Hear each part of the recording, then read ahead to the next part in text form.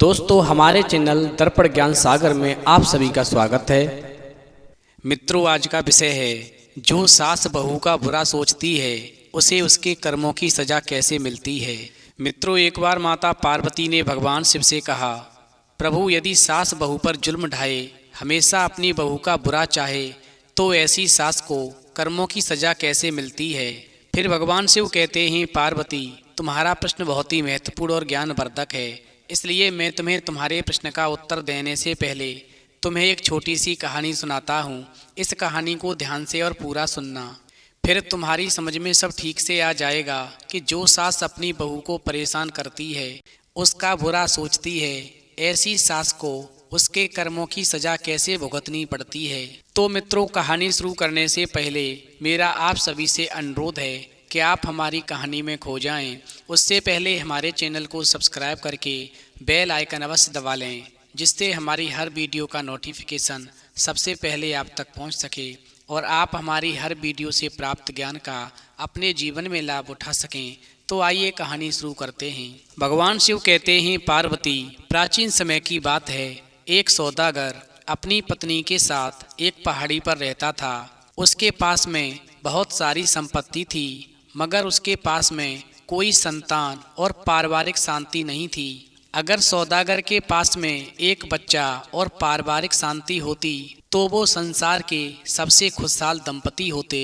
सुबह से लेकर देर शाम तक सौदागर और उसकी पत्नी के बीच हमेशा झगड़ा होता रहता था।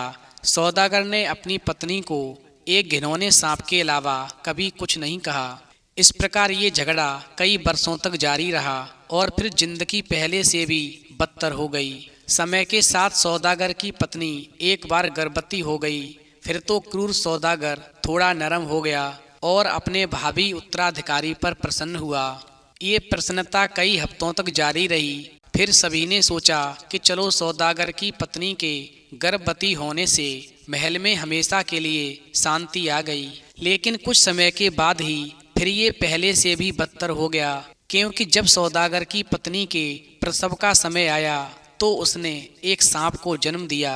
उधर जब सौदागर ने देखा कि उसकी पत्नी ने एक सांप को जन्म दिया है और उसकी मीठी उम्मीदें इस तरह टूट गई हैं, तो वो पहले से भी ज़्यादा क्रोधित हो गया और वो एक जंगली जानवर की तरह चिल्लाने लगा और क्रोधित होने लगा।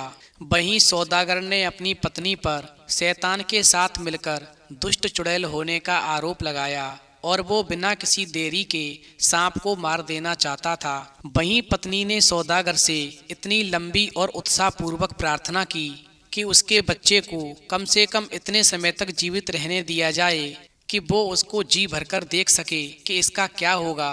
वहीं सौदागर आखिरकार मान गया और उसने सांप को नहीं मारा, लेकिन वो उसके बाद से अपनी पत्नी पर बहुत क्रोधित रहा और अंततः अपनी पत्नी और अपने बच्चे सांप पर ध्यान न देते हुए अपने रास्ते घर छोड़कर चला गया। वहीं दूसरी ओर सौदागर की पत्नी सांप से उतना ही प्यार करती थी जितना कि वो यदि सबसे सुंदर लड़का होता उसे करती। वहीं सौदागर की पत्नी दिन रात उसके पालने के पास खड़ी रहती। वहीं धीरे धीरे सांप बड़ा होता गया और सौदागर की पत्नी उससे और भी ज्यादा प्यार करने लगी और उसे अपने बच्चे की तरह पालती रही। ऐसा 20 साल तक चलता रहा और सांप ने भी अभी तक अपना कमरा नहीं छोड़ा था। वहीं 20 साल की उम्र होने के बाद में एक दिन सौदागर की पत्नी और वो सांप एक साथ कमरे में बैठे हुए थे। वहीं सांप ने एक शाम अचानक अपना मुंह खोला और बोलना शुरू कर दिया और कहा, मेरी प्यारी माँ, अब मैं 20 साल का हूँ और शादी करना चाहता हूँ, इसलिए मैं आपसे विनती करता हूँ कि आप मेरे लिए दुल्हन ढूंढ दें। क्योंकि सौदागर की पत्नी के पास में पैसे की तो कोई कमी थी नहीं, अपार धन था। सो पहले तो वो अपने बच्चे सांप की बात सुनकर बहुत ही हैरान रह गई और उससे भी ज़्यादा वो ये सुनकर हैरान हुई कि आखिर ये सांप क्या कह रहा है। चूँकि माँ तो माँ होती है, फिर उसने अपने बच्चे सांप की इच्छा पूरी करने का वादा किया और अपने सांप के लिए एक दुल्हन की तलाश करना शुरू कर दी। लेकिन ये एक मुश्किल जोड़ी थी, क्योंकि शादी करने के लिए पागल लड़कियां भी सांप के साथ तैयार नहीं थीं। वहीं सांप हर दिन अपनी शादी की इच्छा दोहराता था और उधर अपने बच्चे के लिए दुल्हन की तलाश में सौदागर की पत्नी और अधिक व्याकुल हो जाती थी। लेकिन उसे कोई ऐसी लड़की नहीं मिल पाती जिससे वो अपने बेटे सांप की शादी करा सके।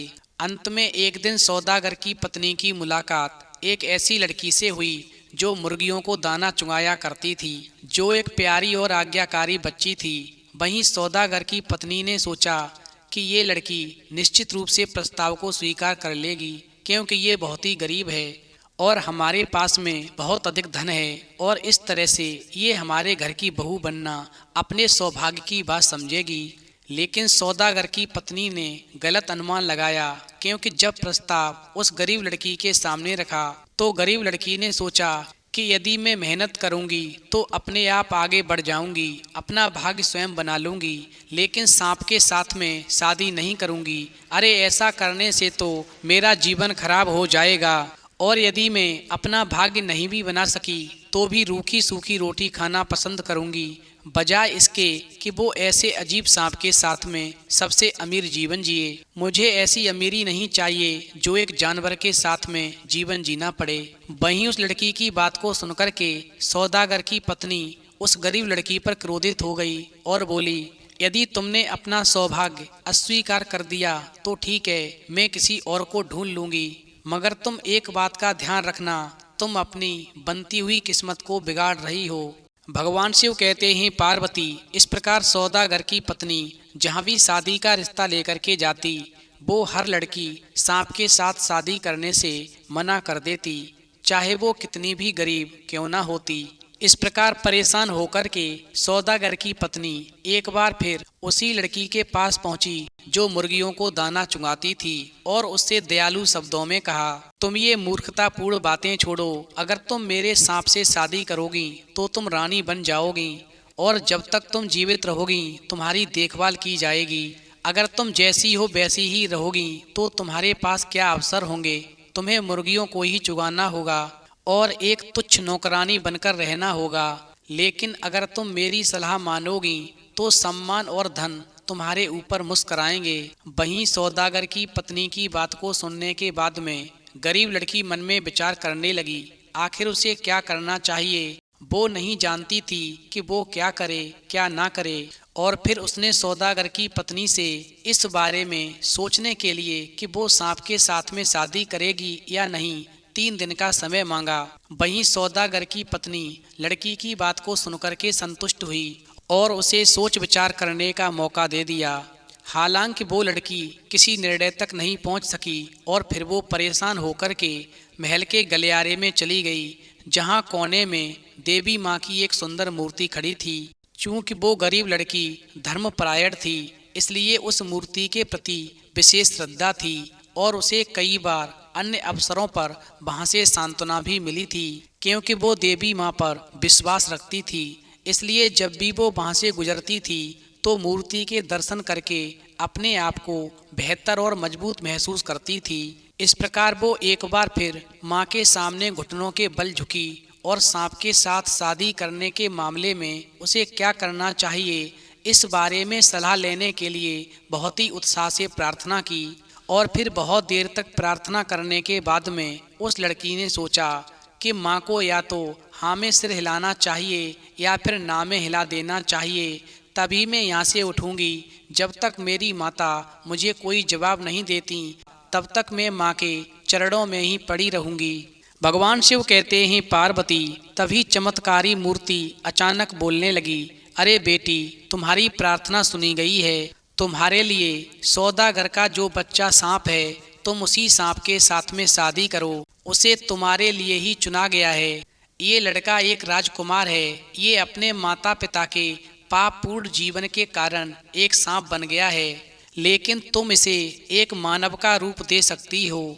इसलिए शादी करने के बाद में जब तुम शादी की पहली रात सांप के साथ में कमरे में अकेली होगी तो सांप तुमसे कहेगा कि तुम अपने कपड़े उतारो, तो तुम्हें उत्तर देना होगा कि पहले तुम नंगे हो जाओ। फिर तुम्हारे इतना कहते ही सांप अपनी एक खाल उतार देगा और वो पुनः तुमसे कहेगा कि अब तुम अपने कपड़े उतारो, तो तुम्हें फिर से उत्तर देना होगा कि पहले तुम नंगे हो जाओ और फिर सांप जो है पुनः अपनी दूसरी खाल उतारेगा, और ऐसा 7 बार होना चाहिए। और जब तुम 7वीं बार कहोगी कि पहले तुम नंगे हो जाओ, तब सांप अपनी 7वीं खाल उतार देगा, और ऐसा होते ही तुम्हारे सामने वो राजकुमार श्राप से मुक्त हो जाएगा और एक सुंदर युवा के रूप में तुम्हारे सामने आकर खड़ा हो जाएगा। भगवान शिव कहते हैं, पार्वती, इस प्रकार मूर्ति ने ऐसा कहा और फिर वो चुप हो गई।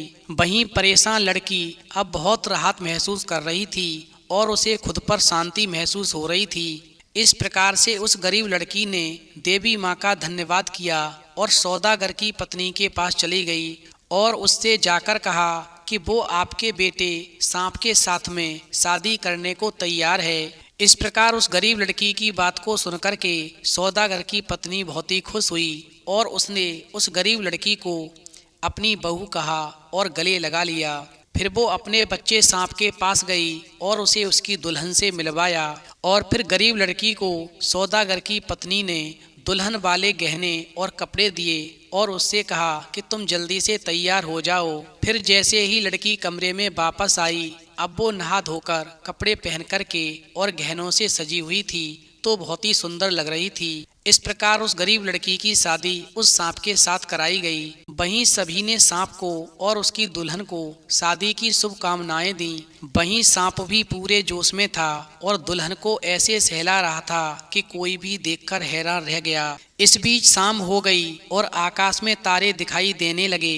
वहीं सौदागर की पत्नी भी अपनी बहू और बेटा से विदा लेकर उन्हें अकेला छोड़कर चली गई। वहीं जैसे ही सांप ने देखा कि वो अपनी दुल्हन के साथ कमरे में अकेला है, तो उसने कहा, अपने कपड़े उतार दो। वहीं सांप की बात सुनकर के दुल्हन ने जवाब दिया, पहले आप अपने कपड़े उतारो। तो सांप दुल्हन के उत्तर से खुश हुआ और उसने तुरंत ही अपनी खाल उतार दी। वहीं उसने फिर से कहा कि अपने कपड़े उतारो। तो दुल्हन ने फिर जवाब दिया, पहले तुम अपने कपड़े उतारो। तो सांप ने पुनः अपनी एक खाल और उतार दी। वहीं सांप ने फिर से कहा कि तुम अपने कपड़े उतारो। तो एक बार दुल्हन ने फिर वैसा ही जवाब दिया जैसा कि उसने पहले 2 बार दिया था, और फिर ऐसा 7 बार होता रहा।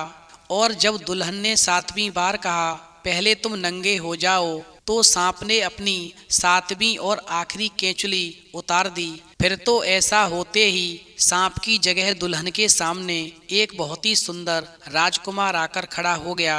इस प्रकार वो राजकुमार जो था एकदम से दुल्हन की ओर दौड़ा और गले से लगाया और उसे दुलार किया और उसे अपनी सबसे प्रिय दुल्हन और अपनी मुक्तिदाता कहा। उसके बाद में वो ऊंचे दुल्हन के बिस्तर पर चढ़ गए और आनंद से पूरी रात सोते रहे। वहीं जब सुबह हुई तो लोग इधर उधर आंगन में चारों ओर भागने लगे। वहीं दिन निकलने के बाद में जब सुंदर जोड़ा शयन कक्ष के बाहर आया, तो सौदागर की पत्नी पहले से ही उनके दरवाजे पर खड़ी थी, क्योंकि वो ये जानने के लिए बहुत ही उत्सुक थी कि उनकी शादी की पहली रात कैसी रही। वहीं सौदागर की पत्नी को बहुत बड़ा आश्चर्य हुआ कि जब उसने वहां पर एक बदसूरत सांप के स्थान पर एक सुंदर आदमी को देखा। पहले तो उसे अपनी आंखों पर विश्वास ही नहीं हुआ, लेकिन जब सुंदर राजकुमार ने अपनी मां को बुलाया और उसका हाथ चूमा, तो उसने पहचान लिया कि वो वास्तव में उसका रूपांतरित पुत्र है। जो पहले सांप था, अब वो श्राप से मुक्त हो गया है और एक सुंदर राजकुमार बन गया है। फिर तो ऐसा नज़ारा देख कर के सौदागर की पत्नी की खुशी का ठिकाना नहीं रहा। वहीं राजकुमार की शादी पुनः इंसानी रूप में हर्षोल्लास के साथ में मनाई गई, लेकिन ये खुशी सौदागर की पत्नी को रास नहीं आई, क्योंकि जब सौदागर की पत्नी ने अपने बेटे को देखा कि वो कितना सुंदर है और उसकी पत्नी एक मुर्गी को दाना चुगाने वाली लड़की है, तो सौदागर की पत्नी अपनी बहू से ईर्ष्या करने लगी। फिर वो और भी अधिक क्रोधित और ईर्ष्यालु हो गई और फिर उसने अपने बेटे राजकुमार से कहा कि ये लड़की तुम्हारे लिए योग्य नहीं है। तुम्हारी शादी मैं किसी राजकुमारी के साथ में करूंगी। हमारे पास धन की कोई कमी नहीं है। तुम्हारी शादी किसी राजघराने से होगी। तुम इस लड़की को कुछ पैसे देकर के अस्वीकार कर दो और इसे घर से बाहर निकाल दो। इस प्रकार सौदागर की पत्नी ने अपने बेटे को उसकी पत्नी को अस्वीकार करने के लिए मनाने की बहुत कोशिश की। हालांकि सांप से बना राजकुमार अपनी पत्नी से बहुत प्यार करता था और उसने अपनी माँ की सलाह नहीं मानी और अपनी पत्नी के प्रति सच्चा रहा और अपनी माँ से कहा, माँ, जिस लड़की की वजह से मैं श्राप से मुक्त हुआ हूँ और मैंने उसके साथ में शादी की है, अब यही मेरी पत्नी है, मैं इसके साथ में धोखा नहीं करूँगा, मैं इसे मरते दम तक कभी धोखा नहीं दूंगा और आप भी इसे परेशान मत करो। एक सास का धर्म बनता है कि वो अपनी बहू को बेटी की तरह समझे, प्यार करे, इसलिए मेरी पत्नी से ईर्ष्या करना बंद कर दो, ईश्वर को भी बुरा लगेगा। इस प्रकार अपने बेटे की बात सौदागर की पत्नी ने नहीं मानी और रात दिन अपनी बहू को परेशान करती रही। कभी सामान छिपाकर रखती थी तो कभी खाने पीने के सामान में ताला लगा देती, कभी घर में नौकरानी बनाकर रखती। वहीं जब राजकुमार घर पर नहीं होता था तो बहू को कई दिनों तक भूखा भी रखती थी। इस प्रकार वो लड़की जब इतना ज़्यादा जुल्म सहन नहीं कर सकी, सास की प्रताड़ना को सहन नहीं कर सकी, तो वो पुनः देवी माँ के पास पहुँची और उनसे अनुरोध किया कि मेरे साथ में माँ न्याय करो। फिर तो देवी ने अपनी शक्ति से सौदागर के महल में एक जहरीला सांप भेज दिया, जिसने उस सौदागर की पत्नी को जाकर डस लिया और उसका काम तमाम हो गया। इस प्रकार वो राजकुमार और वो गरीब लड़की राजकुमारी बनकर के लंबे समय तक खुशी से रहे। अंत में भगवान शिव कहते हैं, पार्वती, इस प्रकार सौदागर की पत्नी ने सास होने का ठीक से धर्म नहीं निभाया और अंत में उसकी सांप के डसने से भयानक मौत हुई और उसे उसके कर्मों की सजा मिल गई। इसलिए कभी भी किसी भी सास को अपनी बहू को परेशान नहीं करना चाहिए, उसे दुख नहीं देना चाहिए। जो सास अपनी बहू को धोखा देती है, उसे परेशान करती है, ऐसी सास की मृत्यु सांप के डसने से होती है। तो मित्रों, यदि आज की जानकारी आपको अच्छी लगी हो तो प्लीज़ आप हमारे चैनल को सब्सक्राइब करें और भगवान शिव और पार्वती के लिए एक लाइक करना बिल्कुल न भूलें।